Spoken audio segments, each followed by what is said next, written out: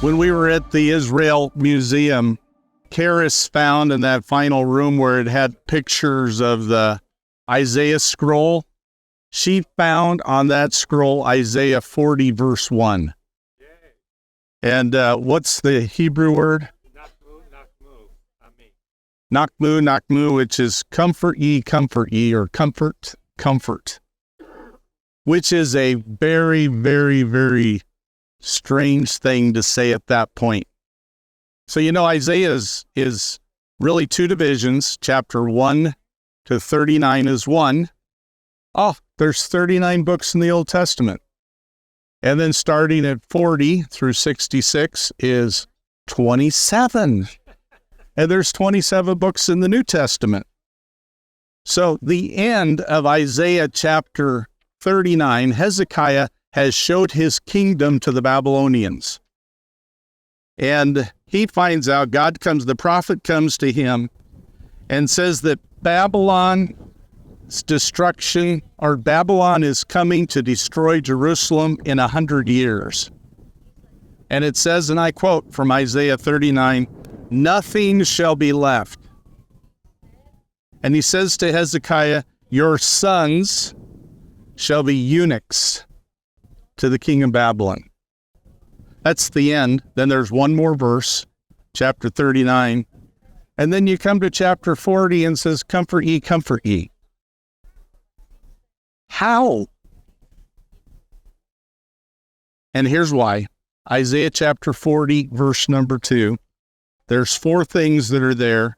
It says this: her warfare is ended. And when judgment comes, justice is done. Those who will turn to God. There is peace. So comfort ye, because the warfare is ended. Jerusalem means teach peace. Peace. The shalom in there. So her warfare is ended. The second part of verse number 2 is her iniquity is pardoned. And unless iniquity is pardoned, there is no peace, there is no salvation.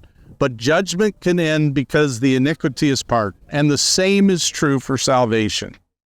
The reason we have peace with God is because we come to pardon. We're pardoned by God. Iniquity is pardoned. And the number 3 in that verse is received from the Lord, not because it's not earned. It's received from the Lord Jehovah, and that's redemption. We're redeemed. We're bought with a price.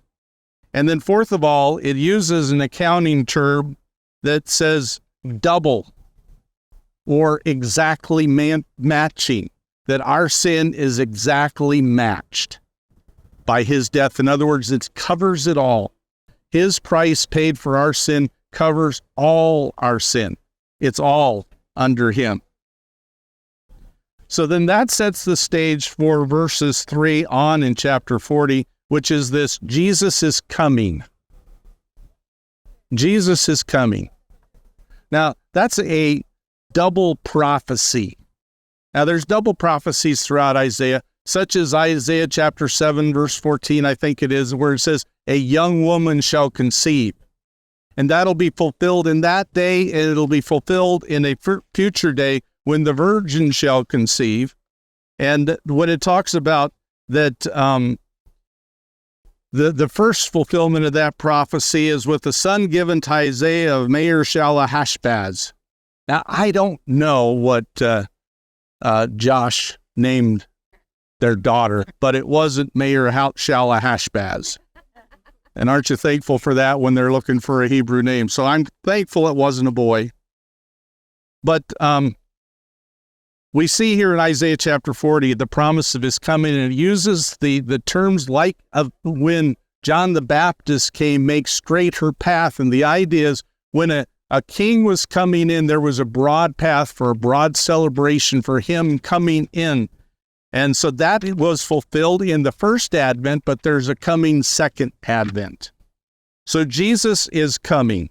Now, if you notice down here, the eastern gate is closed by bricks.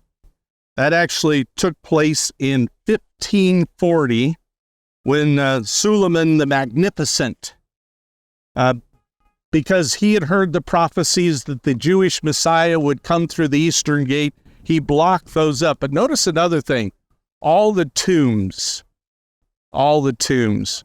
When Satan looks at this scene, it's much like the day he had the Roman guards take the stone and seal the tomb.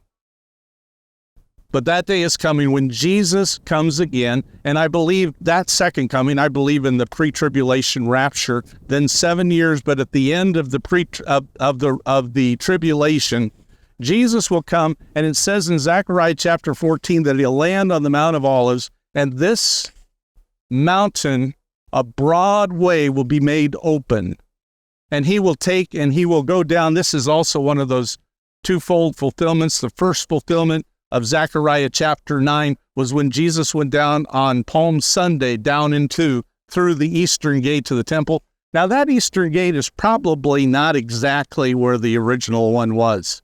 It's down below the rubble. But when this mountain is ripped and going, guess what's going to happen? The Eastern Gate will be exposed and opened as Jesus goes to his place.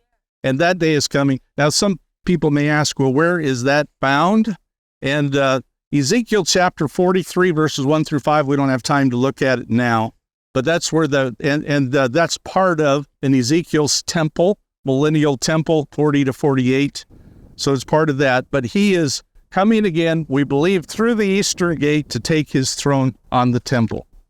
Now, I say in our church, now, I don't know the day or the hour, but it's within 2 weeks.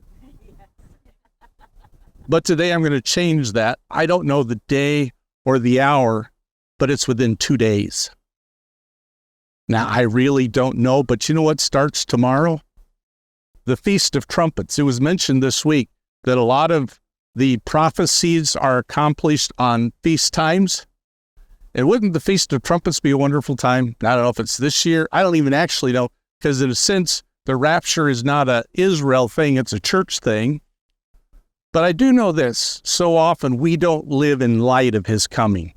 He is coming again. I don't know if it's 2 days. I don't know if it's 2 weeks, but it's sooner than you think. He's coming soon, and we need to be ready for that. So we need to live in light of Christ's coming. We don't have a lot of time, so I'm going to end it with that, but read Ezekiel chapter 43, 1 through 5 if you have some questions, and also read Isaiah chapter 40, 1 through 8. And verse number 8 of Isaiah 40 says, the word of God is forever. So what God promises will come to pass. And his promise is he is coming again. And that is more true and sure than anything else. He is coming again, and he's coming very soon. So live in light of his coming.